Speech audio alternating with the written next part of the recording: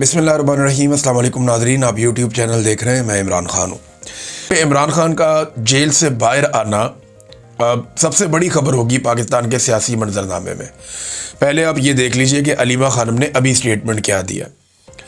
उन्होंने कहा जो भी मुज़ाकरात की बात करे वो इमरान खान का साथी नहीं है। किसको इमरान खान ने मुज़ाकरात का कहा है? इमरान खान ने किसी को मुज़ाकरात की इजाज़त नहीं दी। ये इमरान खान की फैमिली आपसे कह रही है कि जो मुज़ाकरात का कहे वो इमरान खान का साथी नहीं है। फिर उन्होंने ये भी कहा कि महमूद खान अचकज़ई ने कभी मुज़ाकरात की बात नहीं की। महमूद खान अचकज़ई क्या बात करते हैं मैं बड़ी अच्छी तरह जानती हूँ। महमूद खान अचकज़ई ने कहा कि तमाम सियासी पार्टियाँ जमहूरियत, रूल ऑफ लॉ और इंसानी हकूक़ के तहफ़्फ़ुज़ पर इकट्ठी हो जाएं। इमरान खान को मैं मना लूँगा, यही इमरान खान चाहते हैं।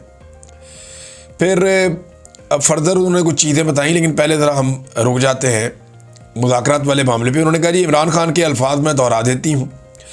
इमरान खान ने कहा कि सुहेल अफरीदी को कहो कि खैबर पख्तूनख्वा से स्ट्रीट मूवमेंट की तैयारी पकड़े, यानी खैबर पख्तूनख्वा के अंदर जो स्ट्रीट मूवमेंट है उसकी तैयारी की जाए, शुरू किया जाए। लेकिन अगर ये इकट्ठे नहीं होते तो फिर ये नहीं होगा। फिर इसके लिए अवाम को ताकत का इस्तेमाल करना पड़ेगा और एक दिन आएगा अवाम ये कर भी लेगी। आज पाकिस्तान तहरीक इंसाफ ने या इमरान खान ने ये झंडा उठाया हुआ है, हो सकता है ये इसी दौर में हो जाए, अभी हो जाए। अब नादरीन, जो खैबर पख्तूनख्वा में तहरीक के हवाले से बातचीत है, देखिए हुकूमत को भी इस वक्त कोई दिलचस्पी नहीं है। पहले तो ये आप ले लेना, मुज़ाकरात में हुकूमत को भी कोई इस वक्त दिलचस्पी नहीं है। जब तहरीक खड़ी होगी ना, फिर हुकूमत वावेला करेगी, फिर लोग बोलेंगे, फिर बार बार कहेंगे जी मुज़ाकरात क्यों नहीं करते, बातचीत क्यों नहीं करते, सियासी लोगों को आपस में बातचीत करनी चाहिए। अभी हुकूमत ने भी वही वाली रट पकड़ी हुई है कि जनाब इमरान खान माफ़ी मांगे। अब हुकूमत भी यही कह रही, क्योंकि हुकूमत एक बात जानती है कि इमरान खान से माफ़ी नहीं है मंगवा सकते। ये उल्टे लटक जाएं, सीधे लटक जाएं, ये जो मर्ज़ी कर लें, ये इमरान खान के पैरों में गिर जाएं, ये इमरान खान से माफ़ी नहीं मंगवा सकते। ज़बरदस्ती तो बिल्कुल नहीं मंगवा सकते। ये करके देख लें। इमरान खान कहता है जी हारता वो है जो हार मान लेता है, ये उसका नज़रिया है, इसके ऊपर वो खड़ा हुआ है, यही उसकी शख्सियत, उसका करैक्टर है। तो ये ऐसा नहीं होगा कि ये कहेंगे कि जी इमरान खान माफ़ी मांग ले और इमरान खान माफ़ी मांग लेगा, ये होगा नहीं।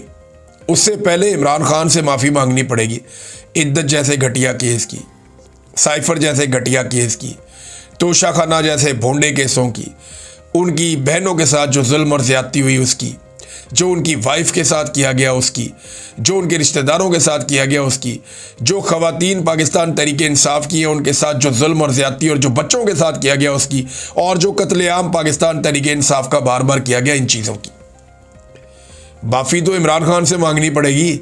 अगर आवाम खड़ी होगी किसी दिन बाहर निकल कर आ गए लोग, तो माफ़ी तो मांगनी पड़ेगी। अब तहरीक क्या बन रही है या स्ट्रीट मूवमेंट के लिए, देखिए स्ट्रीट मूवमेंट जलसे जुलूसों से नहीं होगी। ये ऐसे भी नहीं होगी कि एक जगह पे बाहर आ गए वज़ीर आला और लोग इकट्ठे हो गए, उनसे बातचीत हो गई तो स्ट्रीट मूवमेंट नहीं, ऐसे भी नहीं होगी। छोटे बड़े इकट्ठ हो गए, उनसे भी नहीं होगी। स्ट्रीट मूवमेंट जब ऑर्गेनाइज होती है ना, तो उसका एक तरीक़ाकार होता है। स्ट्रीट मूवमेंट कैसे बनती है, मैं आपको एक मिसाल दे देता हूँ कि हर शहर के अंदर, हर हलके के अंदर बाकायदा काउंटर्स लगते हैं। वहाँ पे नौजवानों की रजिस्ट्रेशन होती है, बड़े पैमाने पर नौजवानों को शामिल किया जाता है उस मूवमेंट के अंदर। नौजवान अपनी मेंबरशिप लेते हैं उस मूवमेंट के नाम के ऊपर, और फिर लाखों की तादाद में लोग जुड़ते जाते हैं। आपको एग्जैक्टली पता होता है कि किस तहसील में, किस इलाके में, किस हलके में, किस ज़िले में और किस डिवीज़न में आपके कितने नौजवान तैयार हैं इस तहरीक के लिए। इस तरीके से एक तहरीक बनती है। जब स्ट्रीट मूवमेंट बनती है तो आपको पता होता है कि कौन सी गली में कौन सा नौजवान लीड करेगा, किस गली में कौन सा पॉलिटिकल वर्कर लीड करेगा, और ये वहाँ से अपने नौजवानों को या लोगों को निकालेगा। ये होती है स्ट्रीट मूवमेंट, ये इसकी डेफिनेशन है। अगर ये इमरान खान को जाकर जेल में मिलेंगे तो वो इन्हें बताएंगे कि स्ट्रीट मूवमेंट क्या होती है। वो गलियों तक जाना होता है, हर घर तक पैगाम खुद लेकर जाती है पार्टी, हर जगह तक ये पैगाम पहुंचता है। इसमें हज़ारों लोग तो सिर्फ वो होते हैं जो करिया करिया, गली गली, नगर नगर, हर गली कूचे में, हर जगह पे पैगाम लेकर जाते हैं और हर जगह पे अपने नुमाइंदे मुकर्रर करते हैं कि जब कॉल आ जाए तो क्योंकि स्ट्रीट मूवमेंट शुरू हो गई है तो आपने हर गली से इस तरीके से लोग निकालने हैं और इस जगह पे आपने एहतजाज करना है। This is called street movement. क्या वो शुरू हुई? अभी मेरे ख्याल में उसकी तैयारियां हो रही होंगी, लेकिन अभी तक ग्राउंड पे स्ट्रीट मूवमेंट के हवाले से कोई एक्टिविटी नहीं हुई। ये अचानक से वज़ीर आला एक जगह निकलते हैं, दिखाया जाता है कि वज़ीर आला है, बड़ी अच्छी बात है, उससे मोटिवेशन मिलती है नौजवानों को, लेकिन ये स्ट्रीट मूवमेंट नहीं है। वो अभी डिज़ाइन होगी, जब डिज़ाइन होगी उसके बाद काम शुरू होगा तो आपको पता चलेगा कि गली गली, मोहल्ले मोहल्ले लोग जा रहे हैं। स्ट्रीट मूवमेंट दुनिया के अंदर चली है, वो कैसे चली है ज़रा मॉडल निकाल के आप पढ़ें। अभी तक खैबर पख्तूनख्वा में या पाकिस्तान में उस हवाले से कुछ उस तरह का नहीं हुआ। ये क्लैरिटी अपने पास रखें। इमरान खान साहब के लिए उनकी फैमिली बता रही है कि इमरान खान साहब के लिए किताबें हमने भिजवाई थी, 11 किताबें हमने इमरान खान साहब के लिए भेजी, 9 किताबें इमरान खान साहब तक पहुंच गई हैं। वैसे इमरान खान साहब ने सैकड़ों किताबें पढ़ ली हैं अभी तक जेल के अंदर। यानी अगर आप किताबों का ही अंदाज़ा लगा लें ना तो इमरान खान ने हर 2-3 दिन में एक किताब ख़त्म की है।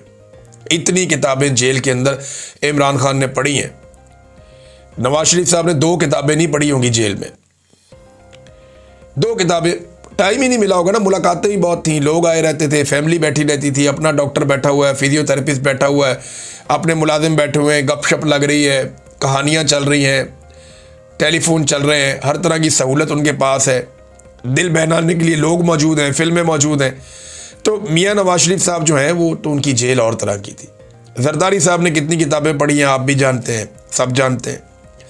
तो इमरान खान साहब को अभी 9 किताबें भेजी गई। एक किताब जो है वो फरीद ज़िक्रिया वाली वो वापस हो गई। वो कहा गया जी जज साहब ने कि वो मैं पढ़ रहा हूँ अभी। और एक किताब जो है फ़लस्तीन वाली वो वापस हुई है। और अगली दफ़ा इमरान खान की बहन कहती हैं कि हम इसराइल वाली किताब भेजेंगे, वो ज़रूर उन तक पहुँच जाएगी, क्योंकि फ़लस्तीन और इसराइल को लेकर पाकिस्तान की पॉलिसी में बज़ाहिर एक बहुत बड़ा शिफ्ट हमें दिखाई दे रहा है। ये बात तो ठीक है। अब नाज़रीन, इमरान खान साहब के बारे में ना, उनकी पार्टी के बारे में एक स्टेटमेंट बड़ा मज़ेदार दिया अंसार अब्बासी साहब ने। ये स्टेटमेंट मैं आपको पढ़ के सुनाता हूँ, लेकिन आप गौर कीजिएगा कि इमरान खान साहब के साथ करते क्या हैं पाकिस्तान के अब जो दानिश्वर हैं वो लोग क्या करते हैं। वो कहते हैं जी इमरान खान कौम से तवक्को रखे हुए हैं कि वो बाहर निकलेगी, लेकिन हकीकत ये है कि उनके टाइगर्स भी गीदड़ बन चुके हैं। अब ये इंस्टिगेट कर रहे हैं, बाहर निकलो, सामने आओ, मुकाबला करो। टाइगर्स गीदड़ बन गए। इमरान खान के वर्कर को कह रहे हैं कि वो गीदड़ बन गए हैं।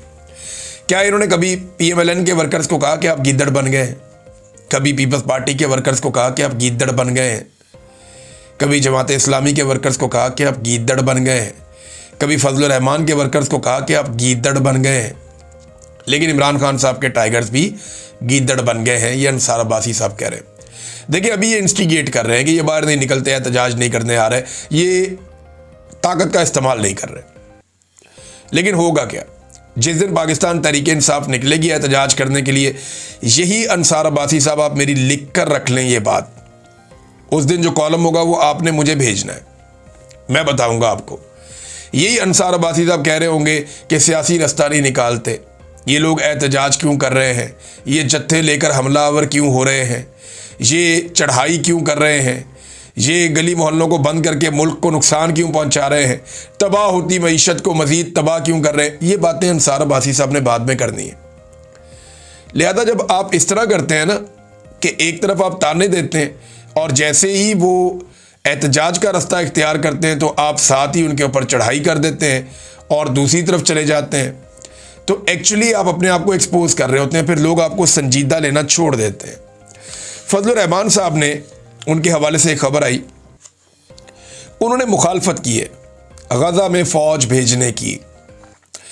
मैं जो लोग गज़ा में फ़ौज भेजना चाहते हैं, जो इसके हमायती हैं, जो कहते हैं जी गज़ा में पाकिस्तान को अपनी फ़ौज भेजनी चाहिए, मैं उन्हें यकीन दिलाता हूँ और मैं उन्हें कहता हूँ कि बिल्कुल आपको मायूस होने की ज़रूरत नहीं है। फजलुर रहमान साहब बड़े आराम से मान जाएंगे, जैसे 26वीं तरमीम में मान गए, जैसे हर मौके पर फजलुर रहमान साहब मान जाते हैं। ये जो बात है इस पे फजलुर रहमान साहब हल्का फुल्का टक टुक करेंगे, अपनी पॉलिटिक्स करेंगे, लेकिन किसी किस्म की आपके लिए प्रॉब्लम क्रिएट नहीं होगी। आप जब चाहे गज़ा में फ़ौज भेज सकते हैं। फजलुर रहमान साहब का सिर्फ ये एक स्टेटमेंट है और बतौर एक मजहबी सियासी रहनुमा के उनकी मजबूरी भी है कि वो ये स्टेटमेंट दें। स्ट्रीट मूवमेंट की तैयारी पकड़ें, ये उनका हैशटैग चल रहा है पाकिस्तान तहरीक इंसाफ का, लेकिन प्रैक्टिकली अभी तक स्ट्रीट मूवमेंट का आगाज़ नहीं हुआ। अब तक के लिए इतना ही। अपना ख्याल रखिएगा, अपने इस चैनल का भी। अल्लाह हाफ़िज़।